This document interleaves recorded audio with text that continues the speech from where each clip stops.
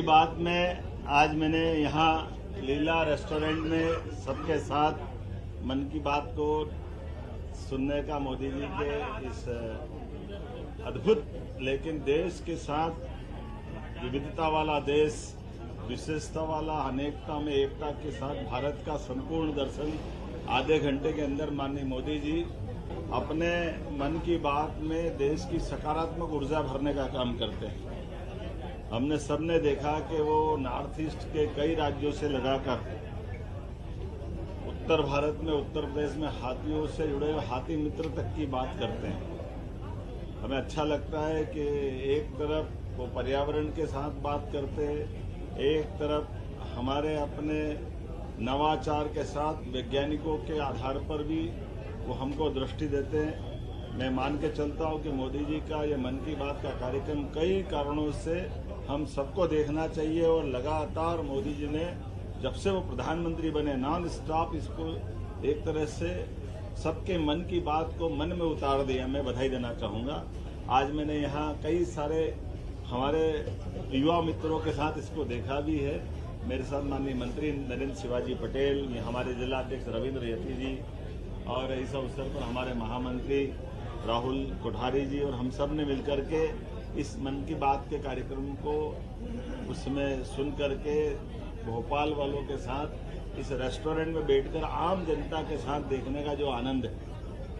मुझे सच में अत्यंत प्रसन्नता हुई। और जब देखा कि ये धीरे धीरे आम समाज में चेतना का काम कर रहा है, मेरी अपनी ओर से बधाई। मुझे इस बात की प्रसन्नता है कि जलगंगा संरक्षण अभियान हमारे अपने राज्य में लगातार तीसरे साल भी ये जारी है और इसमें हमारे विविध नदी,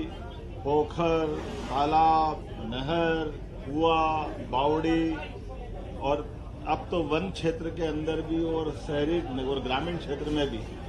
पीने के जल स्रोत पे भी हमने सबने आह्वान किया कि प्रत्येक स्थान पर जनभागीदारी, सहभागिता, शासन के प्रकल्पों के बलबूते पर 16 विभागों को मिला करके ये हमारी जल रचनाओं के साथ जो पर्यावरण के साथ तालमेल कराने का अभियान है, जो गुड़ी पड़वा से चालू होकर 30 जून तक चलेगा। इस पूरे अभियान की हमने समीक्षा भी की और मुझे संतोष है कि इसमें हमारे काफी सकारात्मक, देश भर में सबसे अच्छी स्थिति में हमें है। किसानों के लिए हमने आज कल बीते दिन भी दोबारा समीक्षा भी करते हुए पूरे प्रदेश के कलेक्टरों को, अधिकारियों को निर्देश जारी किए कि अगर दाना थोड़ा सा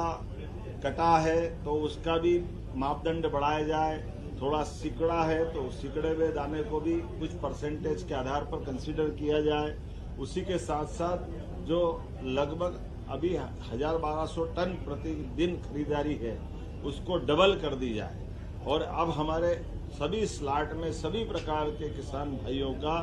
छोटे हो बड़े हो, किसी भी कोई भी श्रेणी को, सबको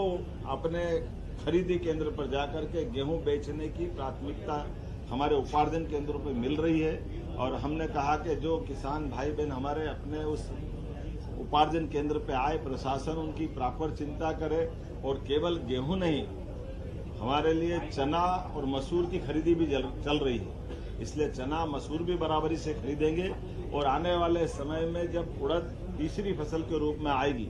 तो उड़द के लिए भी हमारी सरकार 600 रुपये क्विंटल का बोनस देकर के उसको खरीदने के लिए भी तैयार है। आइए हम सब मिलकर किसान कल्याण वर्ष में ये सारी किसान हितैषी घोषणा है जिनके आधार पर नीचे जमीन पे हम अपने किसानों को सिंचाई का रकबा भी बढ़ा रहे हैं, बिजली की सुविधा के साथ आगामी सीजन में दिन में बिजली मिले इस दिशा में प्रयास कर रहे हैं। कृषि आधारित फसलों के लिए भी प्रसंस्करण इकाइयों का, साथ में मंडी के उन्नयनकरण का, ऐसे कई सेक्टर में हम काम कर रहे हैं। मैं एक बार फिर आपके माध्यम से सरकार की प्रतिबद्धता बताता हूं।